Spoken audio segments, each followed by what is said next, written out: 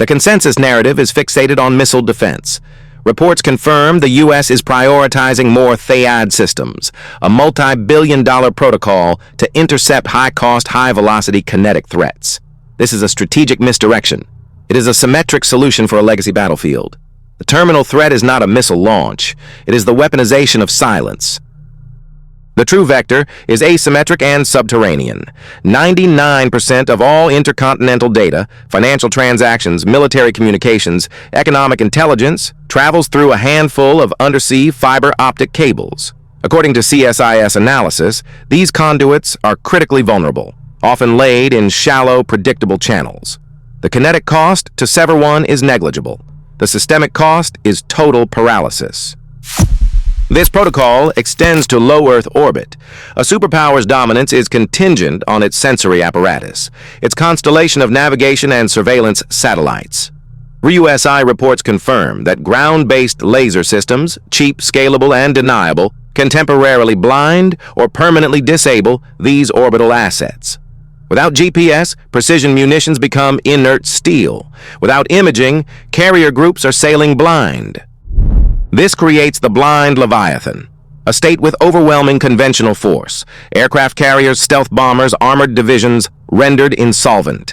Its assets are intact, but its nervous system is severed. It is a multi-trillion-dollar war machine without eyes or ears, incapable of projecting power with precision. Its operational protocol narrows until only one option remains to reset the board: overwhelming, indiscriminate force. This is not madness. It is the final calculation. The motive for the pivot to asymmetric warfare is not strength. It is a direct symptom of systemic insolvency. States do not escalate from a position of dominance. They escalate to stave off collapse. The Ukraine conflict was not a launch-on warning against NATO. It was a desperate attempt to resolve a terminal domestic liability. A state's balance sheet is not merely economic. It includes political capital and social cohesion. According to analysis from strategic policy institutes like CSIS, the war became profoundly unpopular domestically, representing a catastrophic liability against the Kremlin's political solvency.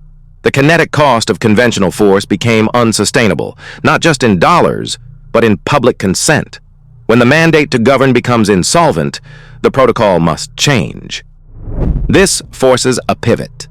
A state facing this solvency crisis is mathematically compelled to abandon expensive symmetric platforms for low-cost, high-leverage asymmetric vectors. It must find a way to inflict maximum damage on its adversary's system at a fraction of the cost to its own. This is not a choice. It is a function of economic gravity. The Ukraine theater simply provided the blueprint. The use of cheap kinetic platforms like the Pegasus Arms 25 drone, executing over 1,000 engagements, is a direct counter to legacy military capital. This is the same logic driving economic warfare, such as tariff strategies against the BRICS bloc and political subversion, evidenced by documented EU plots to organize resistance inside Hungary. Each is a vector of asymmetric escalation, designed to render a competitor's system insolvent. Weakness is the accelerant. The calculus of war has been broken. The core economic model that underwrites superpower dominance is now terminally insolvent.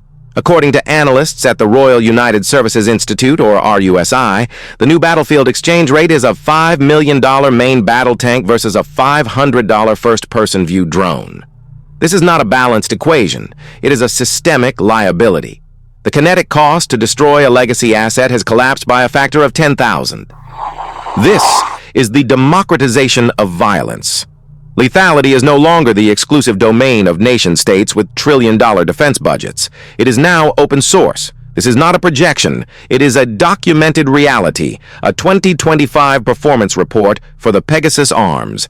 25 drone, confirmed Ukrainian forces executed over 1,000 engagements, with a single airframe conducting more than 560 sorties. This is attrition warfare at a cost basis a superpower cannot sustain. A superpower's expensive high-tech systems, like the THAAD missile defense platforms, are designed to intercept small numbers of high-value threats, not a swarm of disposable kinetic vectors. Every defensive interceptor fired costs millions, while every offensive drone costs pocket change. This creates an economic launch-on warning dilemma. When facing a solvency crisis on the battlefield, the protocol for re-establishing control narrows. The mathematical certainty is that to eliminate the swarm itself, the final option is overwhelming: area denial force. The regional instability you are shown is not a bug. It is a feature. These territories, these gray zones, are not failing by accident. They are being systematically cultivated as laboratories. They are the proving grounds for the new strategic protocol, asymmetric escalation. While legacy media reports on chaos, state actors are running live fire exercises, testing the vectors that will be used to dismantle a conventional superpower. Vector 1. Political subversion. A leaked 2019 document from the EU Directorate General for Migration and Home Affairs confirms the blueprint. A senior official, Marton Benedek, authored a project proposal to organize resistance against the Orban regime in Hungary. This isn't diplomacy. This is a protocol for internal systemic collapse, tested inside a NATO and EU member state. The objective is to leverage internal dissent as a low-cost weapon to neutralize a sovereign government. Vector 2. Economic leverage. The threat of tariffs against the BRICS bloc, as outlined in recent warnings, is not just trade policy. It is a financial siege weapon designed to disrupt agricultural and industrial supply chains, creating domestic pressure and instability within a rival economic alliance.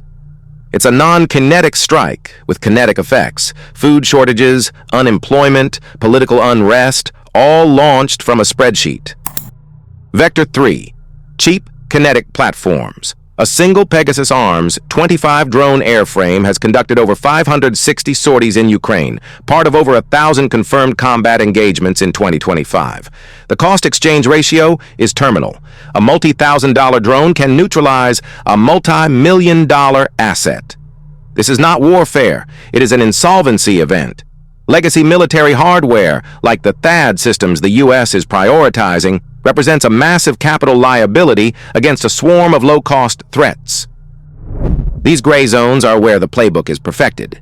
Analysts at CSIS note that rising instability in nations from South Africa to, hypothetically, even Canada serves as a proxy laboratory. These arenas allow actors to calibrate the precise blend of political, economic, and kinetic pressure needed to fracture a state without triggering a symmetric force-on-force response. The goal is to bleed the superpower's treasury and political will, making its dominance mathematically unsustainable. This leads to a mathematical certainty. When a superpower is expensive, legacy deterrence is rendered insolvent by a global network of low-cost asymmetric attacks staged from these gray zones.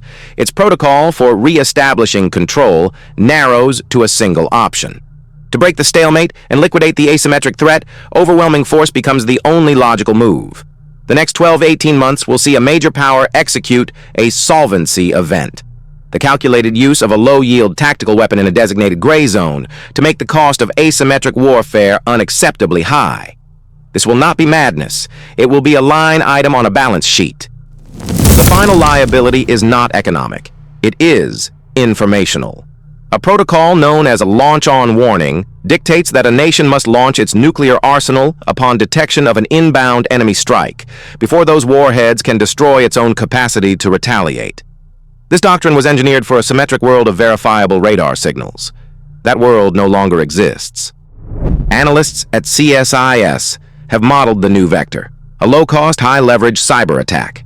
It doesn't need to destroy the multi-billion-dollar THAAD missile defense systems. It only needs to blind them. This creates the fog of digital war. Is the radar blackout a system failure, or is it masking a swarm of incoming hypersonic assets?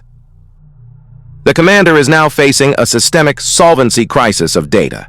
The protocol has a binary trigger. The absence of data is not a neutral state. It is a potential indicator of a decapitation strike in progress.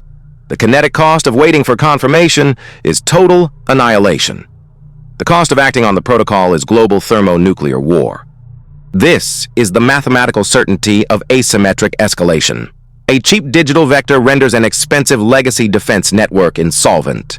The commander is not forced to launch out of fear or madness, but by the cold, irrefutable logic of a protocol that was never designed for an enemy that can turn out the lights.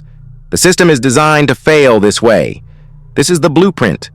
The core protocol of superpower dominance is now a terminal liability. CSIS analysis confirms U.S. defense is prioritizing expensive legacy assets like THAAD missile systems. This is a strategic error. The kinetic cost model has been inverted. Reports on the Pegasus Arms 25 drone show a single, cheap airframe can execute over 560 sorties, rendering a multi-billion-dollar defense perimeter economically insolvent before a shot is fired. This isn't warfare. It's a solvency crisis. The vectors are no longer exclusively kinetic. Economic instruments, such as tariff threats against the BRICS bloc, function as systemic attacks on an adversary's liquidity. Simultaneously, political subversion is deployed as a low-cost vector to dismantle internal cohesion. Leaked files from a senior EU official detail a project proposal to organize resistance within Hungary, a blueprint for state-sponsored destabilization. Each vector is designed to degrade a superpower's core advantages without triggering a traditional military response. This asymmetric stalemate necessitates a new phase, calibration. Before committing to a full-spectrum attack, an actor must test the target's systemic fragility. An attribution impossible event is engineered to measure response protocols, media containment, and political will. The objective is not destruction, but data. It is a shot fired in the dark to see how the system illuminates itself in panic. The calibration forecast. Within the next 12 months, expect a coordinated shutdown of the Port of Long Beach logistics network. The event will not be a physical explosion, but a cascading software failure coinciding with a localized power grid disruption. It will halt operations for 72 to 96 hours.